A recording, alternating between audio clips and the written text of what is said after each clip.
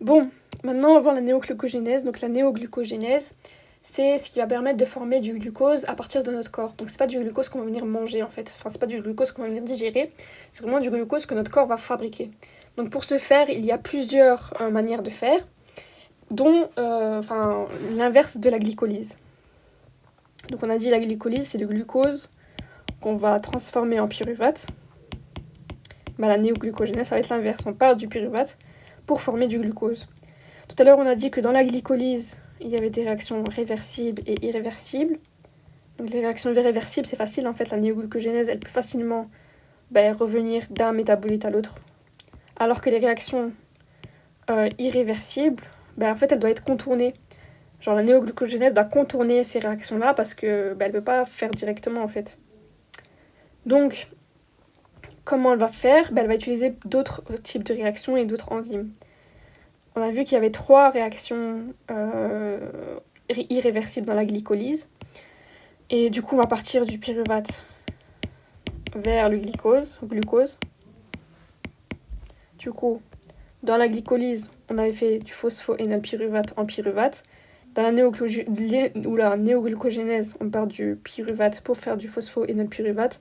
Mais on ne peut pas faire directement, sinon c'est trop simple. On doit contourner cette réaction. Comment on va la contourner? On va la contourner par 2 types de réactions. La première réaction, c'est la réaction, donc on a du pyruvate qu'on va condenser avec un bicarbonate. Et du coup, bicarbonate, ça va faire de l'oxaloacétate. L'enzyme qui s'occupe de ça, c'est la pyruvate carboxylase. La pyruvate carboxylase, elle agit dans la mitochondrie et elle a de la biotine qui va d'abord venir fixer le bicarbonate, donc le CO2 sous forme de bicarbonate, parce qu'on ajoute du CO2, on n'ajoute pas le bicarbonate entier, on ajoute juste le CO2, et qui va ensuite le transférer à une deuxième biotine qu'on appelle la carboxybiotine, et cette biotine-là, elle va venir transférer le CO2 au niveau du pyruvate pour former l'oxaloacétate. Maintenant qu'on a l'oxaloacétate, on va venir former une décarboxylation et une phosphorylation. L'enzyme qui s'occupe de ça, c'est la phosphoénolpyruvate carboxykinase. Ok. La phosphoénolcarboxykinase. Donc j'ai dit, on va d'abord prendre l'oxaloacétate qu'on a formé tout à l'heure et on va venir le condenser à le phosphate qui provient du GTP. Donc en fait, on va hydrolyser un GTP pour faire du GDP plus PI et on va utiliser ce PI-là qu'on va venir condenser à l'oxaloacétate pour former le phosphoénolpyruvate après avoir fait une décarboxylation. Donc on a une décarboxylation et une phosphorylation. Et tout ça, c'est par la même enzyme, c'est la phosphoénolpyruvate carboxylase. Le GTP qu'on a utilisé là, il provient des reins et du foie. Ah oui, et du coup, tout à l'heure, dans le cycle du citrate, on avait dit que succinyl CoA, en succinate, ça formait du GTP ou de l'ATP. Et du coup, dans le cas du GTP, il provient en fait de là, quoi. Voilà. Ah oui, et c'est dans le cytoplasme. Donc la première réaction pour former l'oxaloacétate, c'est dans la mitochondrie. Et après, l'oxaloacétate, il sort. Donc avec les trucs de malade, je sais pas quoi, navette malade, je sais pas quoi. Il sort dans le cytoplasme et il se lie avec le GTP. Le phosphate du GTP pour former le phosphoénolpyruvate. Donc maintenant on a fait le phosphoénolpyruvate et après il y a des réactions irréversibles donc ça peut facilement aller et ça va aller jusqu'au fructose 1,6 biphosphate. Donc c'est une réaction irréversible. Dans la glycolyse, on part du fructose 6 phosphate et on obtient du fructose 1,6 biphosphate. Dans la néoglucogénèse, on fait fructose 1,6 biphosphate. Fructose 6-phosphate par une autre réaction. La réaction, elle est contournée par la fructose 1,6 biphosphatase. J'ai mal écrit. Je peux pas écrire maintenant. Oui. Je peux pas écrire, c'est pas grave. Du coup, fructose biphosphatase, elle est dans le foie et les reins. Et du coup, qu'est-ce qui va se passer? En fait, il y aura juste de l'H2O, donc de l'eau qui est utilisée pour casser la liaison phosphatase. Du coup, c'est une hydrolyse. Donc, du coup, logique, genre hydrolyse, hydrolase, phosphatase. et du coup, du pays est libéré. Ensuite, la dernière réaction qui est contournée, donc là, le fructose 6-phosphate, il va être converti facilement en glucose 6-phosphate, parce que le glucose 6-phosphate, c'est réversible. Et après, dans la glycolyse, on partait du glucose pour former du glucose 6-phosphate. Ici, on a le glucose 6-phosphate à partir du fructose. Ouais, à partir du. Non, attends. À partir du fructose 6-phosphate qu'on vient de faire, par la néoglucogénèse. Et du coup, ça, c'était une réaction irréversible dans la glycolyse. Donc, dans la néoglucogénèse, on doit la contourner. Comment on va la contourner? C'est grâce à la glucose 6-phosphate. La glucose 6-phosphatase. Ouais, c'est ça. La glucose 6-phosphatase. Donc, là, même principe, genre c'est une hydrolase aussi. Donc, elle va utiliser un H2O pour casser la liaison phosphate. Et du coup, un autre pays et truc. Cette enzyme-là, comme je l'ai dit tout à l'heure dans je sais plus quel chapitre, elle est présente que dans le foie et les reins, mais elle n'est pas présente dans les tissus adipeux et dans les muscles. Donc en gros, le glucose 6-phosphate, c'est le dernier métabolite dans les tissus adipeux et dans les muscles.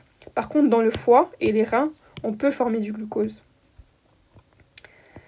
Ensuite, on peut... donc là, c'était par exemple, si on avait du pyruvate, directement, par exemple, grâce au cycle du citrate. Mais on peut aussi former du pyruvate ailleurs. Comment on peut le faire? On peut... pas forcément du pyruvate, en fait. Genre là, on était parti du pyruvate qui provient de la glycolyse, tout ça, pour faire le glucose. Mais on n'est pas obligé de partir uniquement du pyruvate. Par exemple, on peut partir de tous les intermédiaires du cycle du citrate pour former le glucose à la fin. Donc par exemple, on peut venir grâce au glycérol. Enfin, on peut faire des intermédiaires du cycle du citrate grâce au glycérol. Donc le glycérol provient de la dégradation des triglycérides en glycérides et en acides gras. Et du coup, le glycérol, il est réutilisé soit pour la réestérification des acides gras libres, ou alors substrat de la néoglucogénèse. Donc, qu'est-ce qui va se passer? C'est qu'en fait, le glycérol va être converti en glycérol 3-phosphate. Le glycérol 3-phosphate, il va être converti en dihydroxyne acétate phosphate. Et du coup, ça vient de la glycolyse. J'ai la flemme d'écrire, mais la glycolyse. Et du coup, la glycolyse, elle peut faire du pyruvate. Et le pyruvate, il peut rentrer dans la néoglucogénèse pour faire le glucose, quoi. Et du coup, la première réaction de glycérol en glycérol 3-phosphate, c'est facile, c'est la glycérol 3-phosphorylase. Non, glycérol 3-kinase. Glycérol kinase, tout simplement. Glycérol kinase. Donc on ajoute un phosphate. Ajout d'un phosphate, donc on hydrolyse un ATP pour récupérer le PI ici. Et ça, c'est une oxydation, je crois. Non, c'est une réduction. Parce qu'on oxyde. Non, attends. C'est une oxydation parce qu'on oxyde NAD en NADH plus H+. Du coup, ça doit être une déshydrogénase. Ça doit être la glycérol 3-phosphate déshydrogénase. Je trouve forte. Voilà. Ensuite, donc là, on avait dit qu'on peut partir du glycérol, mais on peut aussi partir d'acides aminés glycogéniques. Donc, grâce à des transaminases. Donc, l'alanine, elle peut venir se transaminer en pyruvate, car le pyruvate, ça c'est un acide alpha-amine, et là c'est un acide alpha-acétonique, donc c'est des transaminases quoi. Donc alanine, pyruvate, glutamate, acide alpha-acétonoglutamate, glutarate, la valine c'est succinyl-CoA je crois, phénylalanine, furumate, oxaloacétate, c'est une bonne question, aspartate. Et tout ça, c'est des métabolites. Enfin, c'est de l'aspartate, je sais pas pourquoi. Ah merde, c'est l'inverse. Genre, aspartate, ça donne l'oxaloacétate. Et du coup, tout ça, c'est des métabolites du cycle du citrate. Et du coup, ils peuvent retourner dans le cycle du citrate, faire le pyruvate et après, faire le glucose. Ensuite, un autre précurseur, c'est le lactate. Donc le lactate, il est produit en fait, c'est le produit final de la glycolyse sans O2.